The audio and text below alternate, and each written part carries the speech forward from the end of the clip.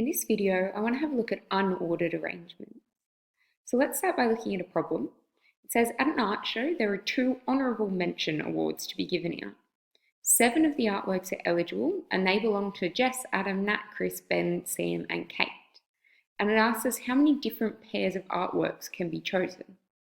So one way to solve this problem is to list all of the possible pairs and see how many there are. So I've used a table to help me systematically list all the possible pairings of those 7 people. So for example, up the top here, you've got JA means just Jess and Adam, then Jess and Nat, Jess and Chris, and so on. So we've got Jess with everybody, Adam with everybody, so we've got all the different possible combinations. So because we've got 6 columns and 7 rows, we go 7 times 6, and that would tell us that we've got 42 possible pairings in that table. But we need to be really careful with that. We've got 2 honourable mention awards to give out, so it doesn't matter what order we pick those people in, they're both getting the same award. It would matter if there was a first place and a second place, but because they're getting the same thing, it doesn't matter. But in our table, we've got, for example, we've got Jess and Adam here, then somewhere down here we've got Adam and Jess. So those 2 things mean exactly the same thing. And that's going to happen everywhere. So for example, if we had Nat and Ben, then we're going to have Ben and Nat somewhere over here. So everything in here is doubled up. So what we're going to have to do is divide by 2.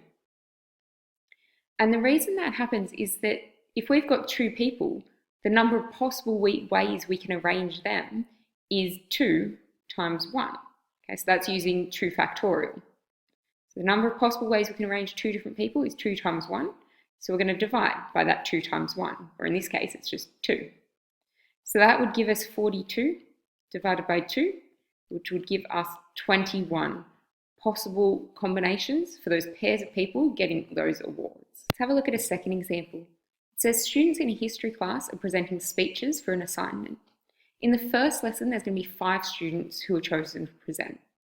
We know that there's 18 students in the class, and we want to know how many possible combinations there are for us picking those 5 students. So this one, we don't want to have to write out a huge table of all the different possible combinations because there's going to be heaps. So what we're going to do is we've got 18 students. So we're going to have 18 people to pick for the first student to present, 17 for the next one, 16, 15, and 14. So that's our 5 different positions, 5 different people who are speaking, and how many options we have at each stage for that. But if we do that, that's going to imply that order matters. Okay, so that's picking the person who's going first, the person who's going second and third and fourth and fifth. But that's not what our question's asking. Our question's only asking how many combinations of those 5 people we can have. So we're only caring about who's presenting on that day, not what order they're presenting in. So that means we have to eliminate all the double ups that we're going to have. So if we think about how many ways we can arrange those 5 people, we would have 5 options for the first person, 4, 3, 2, and 1. Okay, so we've got this many ways that we can arrange those 5 people, and this many ways that we can pick 5 people from those 18. So if we put all of that in our calculator, we'll end up with 8,568 possible combinations of those 5 people. Now, if we wanted to write this with factorial notation like we were doing in one of our other videos, we could have, for that first line, it would be 18 factorial, but because it only goes down to 14 there, we'd have to have 18 factorial over 13 factorial. Okay, so that's getting rid of everything that's left, the 13 times 12 times 11 times 10.